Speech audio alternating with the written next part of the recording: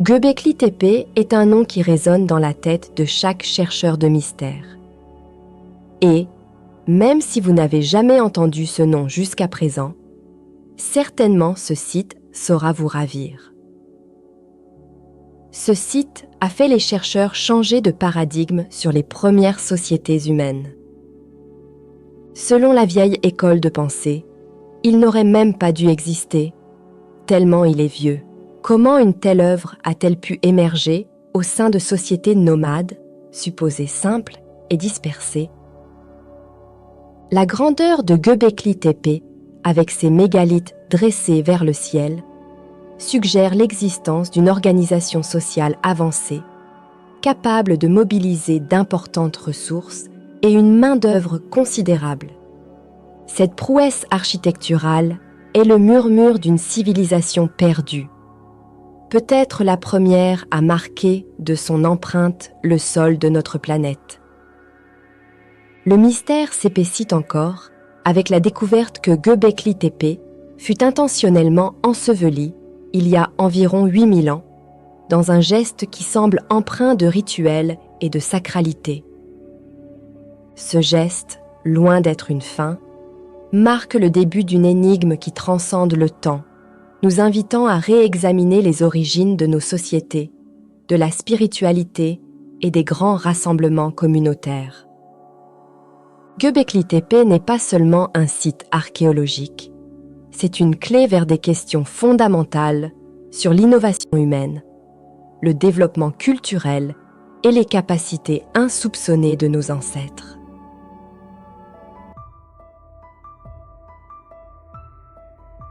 La multiplication et la disposition désordonnée de ces enceintes, érigées par-dessus et parfois même au sein des structures du niveau 3, indiquent une approche beaucoup moins coordonnée et moins grandiose de la construction. Cette évolution pourrait refléter un essoufflement de la société qui a édifié le niveau 3, tant sur le plan économique que spirituel, signe d'une communauté en pleine transformation. Les enceintes du niveau 2 pourraient alors être le reflet d'une période de transition, marquant le début d'un déclin ou d'une réorientation des activités et des croyances qui avaient auparavant animé Göbekli Tepe. Cette phase pourrait également préfigurer l'abandon progressif de Göbekli Tepe au profit de modes de vie plus sédentaires, illustrés par des sites comme Çatalhöyük, dans la plaine de Konya, datant d'environ 7500 avant Jésus-Christ. Cette transition vers des sociétés sédentaires marque une étape clé dans l'évolution des communautés humaines avec le développement de l'agriculture, de l'élevage et de structures sociales plus complexes, posant les fondations des civilisations à venir. De son côté, Klaus Schmidt, l'archéologue de renom et historien qui a découvert le site, était certain que le secret de Göbekli Tepe se trouvait juste sous ses pieds. Au fil des années, son équipe a retrouvé des fragments d'os humains dans les couches de terre qui remplissaient le complexe. Des sondages profonds ont montré que les sols des cercles sont en calcaire durci. Schmidt parie que sous les sols, il trouvera le véritable objectif de ces structures, le dernier lieu de repos d'une société de chasseurs. Peut-être, dit Schmidt, le site était-il un lieu de sépulture ou le centre d'un culte de la mort. Les trépassés étaient étendus à flanc de colline parmi des dieux stylisés et d'esprits de l'au-delà. Si tel est le cas, l'emplacement de Göbekli Tepe n'est pas dû au hasard. D'ici, les morts bénéficient d'un panorama idéal, dit Schmidt. Alors que le soleil projette de longues ombres sur les piliers à moitié enterrés, les morts regardent depuis l'éternité, le rêve du chasseur. Encastré dans la pierre, comme la projection d'un film sur un écran. Göbekli Tepe, le nombril du monde et théorie alternative.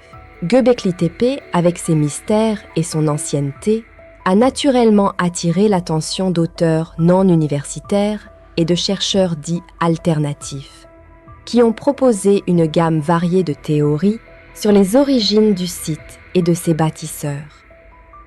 Ces théories spéculatives vont de l'idée d'une civilisation ancienne, d'une étonnante complexité, à des interprétations teintées de références bibliques, en incluant des hypothèses liant le site à des configurations astronomiques ou astrologiques. Il est indéniable que le site de Göbekli Tepe présente une orientation marquée. Pourtant, celle-ci semble plutôt dirigée vers le sud, en direction de la plaine d'Aran, point d'approche probable pour les visiteurs de l'époque, plutôt qu'en lien avec des éléments du ciel nocturne. Cette orientation sud pourrait très bien correspondre à une voie processionnelle, offrant une perspective d'approche significative pour les rituels ou les cérémonies qui auraient pu se dérouler sur le site. Le nom de Göbekli Tepe, qui se traduit par « colline du nombril », résonne avec une symbolique profonde qui pourrait remonter aux origines mêmes du site. Cette appellation évoque l'idée d'un centre ou d'un point d'origine, une notion récurrente dans de nombreuses cultures néolithiques, où la Terre était souvent perçue comme une entité vivante, reliée aux humains par un cordon ombilical spirituel ou magique. Cette connexion symbolique avec la Terre, envisagée comme une mère nourricière ou un point d'ancrage cosmique, se manifeste dans diverses traditions à travers le monde, soulignant l'universalité de ces métaphores. De nos jours, Göbekli Tepe continue d'être un lieu de respect et de vénération, comme en atteste l'existence d'un arbre à souhait situé au sommet du monticule. Cet arbre, orné par les visiteurs, témoigne de la persistance des pratiques rituelles et de la signification spirituelle du site, même dans un contexte contemporain. Plusieurs théories audacieuses et non conventionnelles ont été proposées pour expliquer la signification et la fonction de Göbekli Tepe. Parmi elles, certaines avancent que le site pourrait avoir été un centre de savoir astronomique ou astrologique. Un lieu de rassemblement pour d'antiques cultes de fertilité, même un mémorial pour une civilisation perdue ou un événement cataclysmique.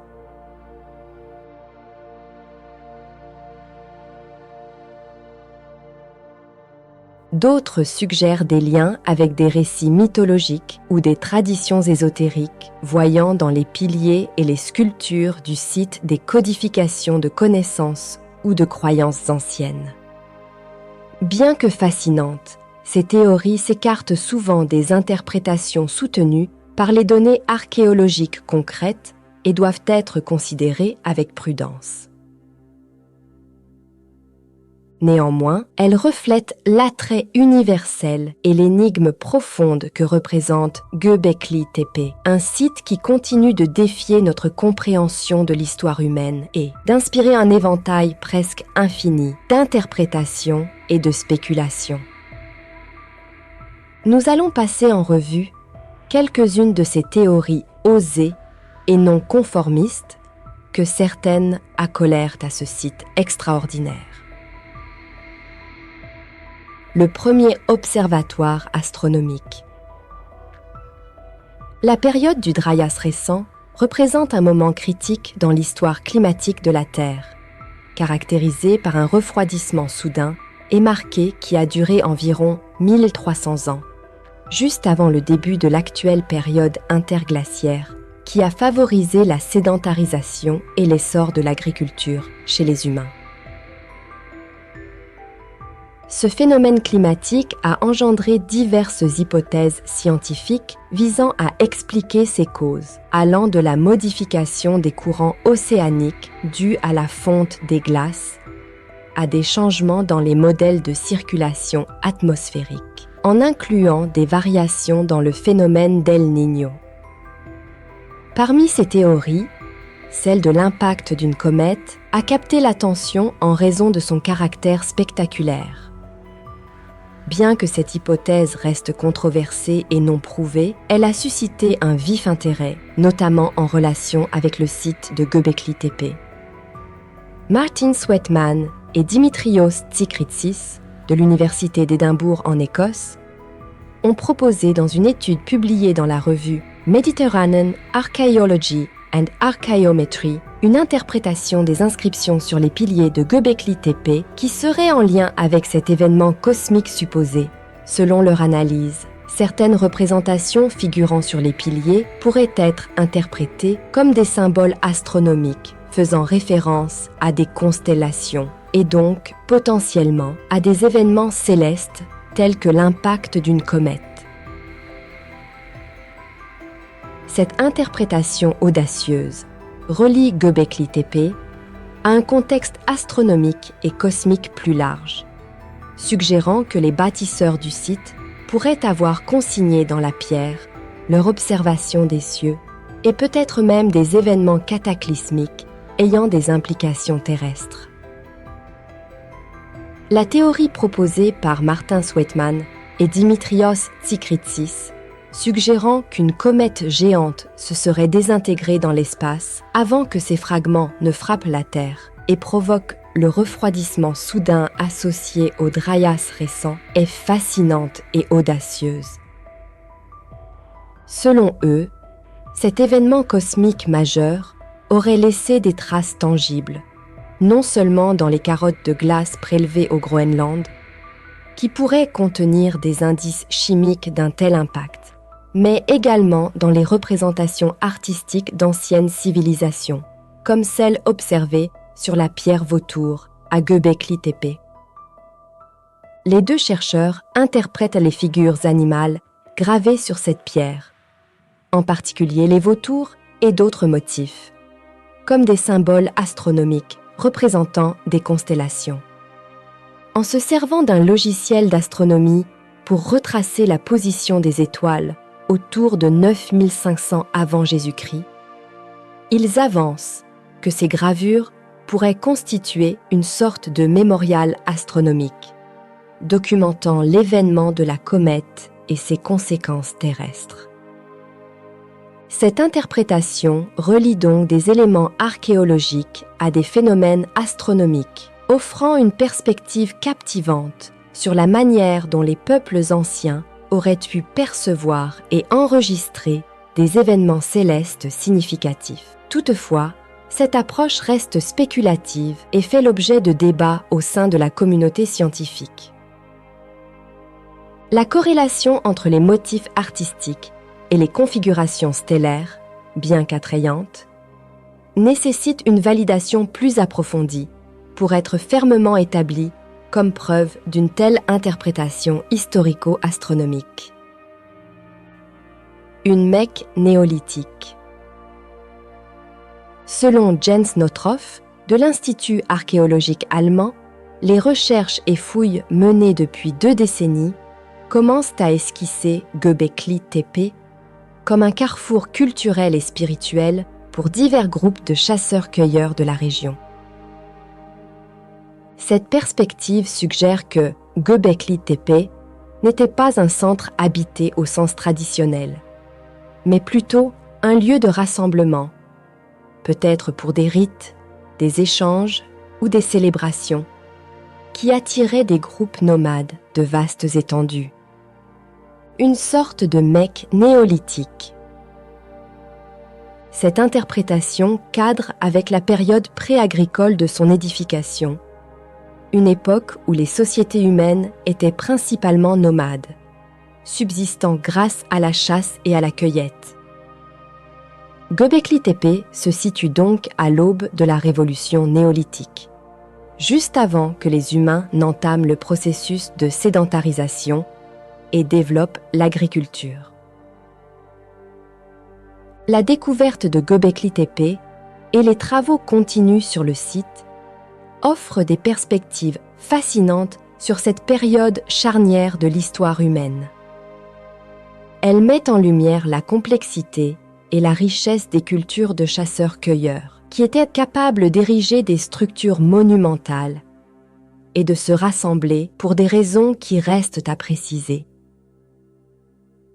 Cette prise de conscience remet en question de nombreuses idées reçues sur le primitivisme de ces sociétés et souligne leur capacité à créer des structures sociales et spirituelles complexes bien avant l'avènement des sociétés agricoles sédentaires.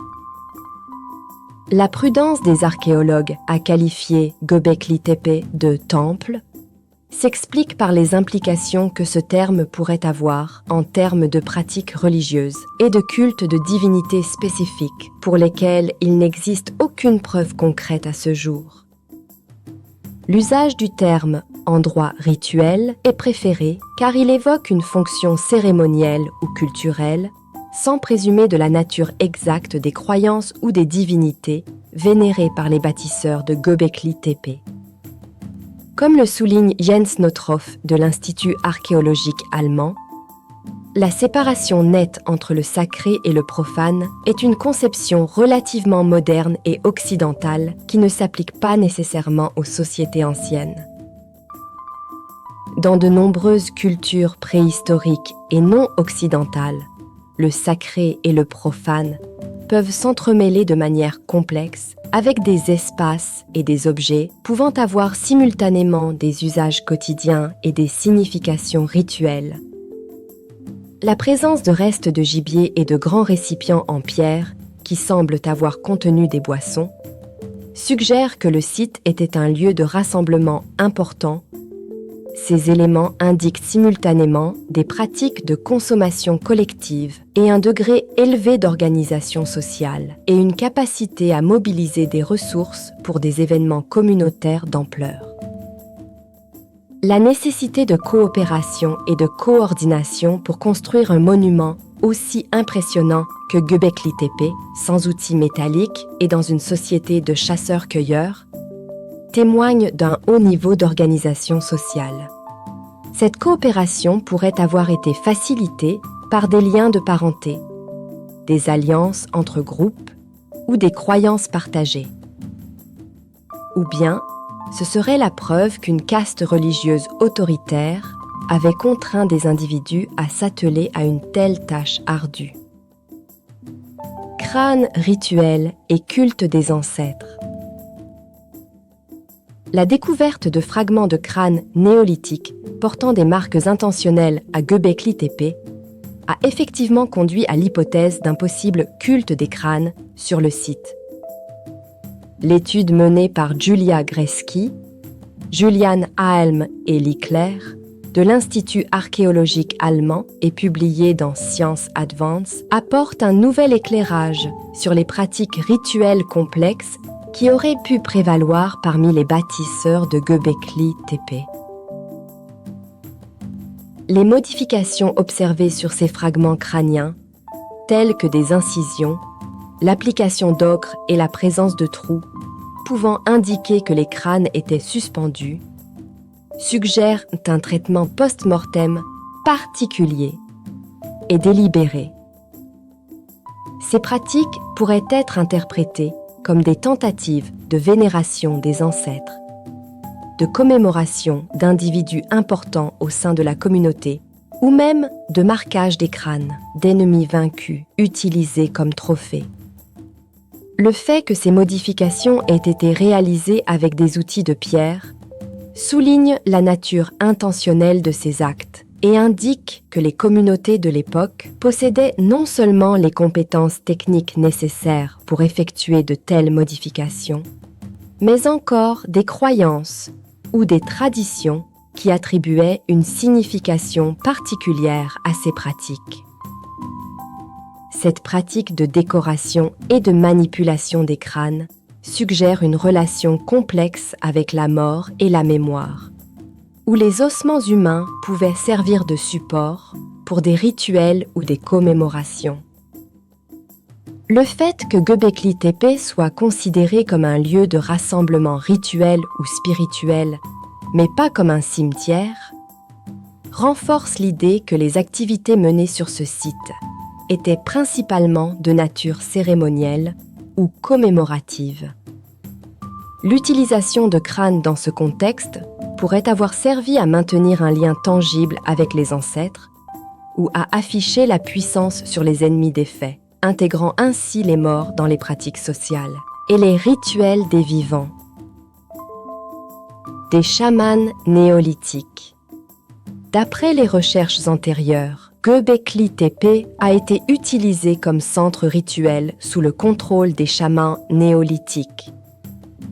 Klaus Schmidt, qui était le responsable des fouilles, a explicitement fait référence au fait que Göbekli Tepe avait été autrefois le centre rituel de la région. Selon Schmidt, les rituels chamaniques étaient pratiqués dans les temples de Göbekli Tepe, situés dans le sud de la Turquie d'aujourd'hui. Certains chercheurs de vérité, comme Andrew Collins, mentionnent également le possible chamanisme chez Göbekli Tepe concernant l'astronomie et la cosmologie.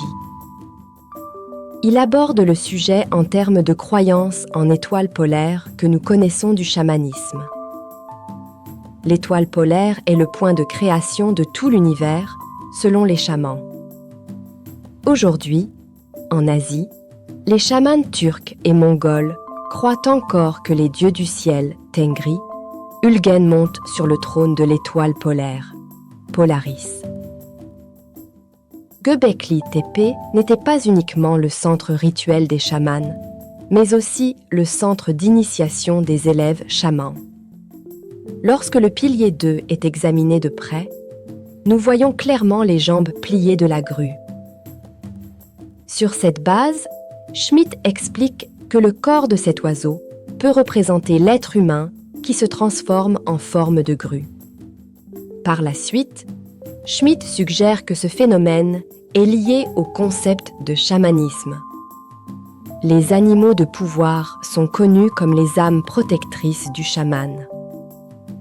Aux yeux des chamans, tous les animaux sont les éléments de la pratique chamanique.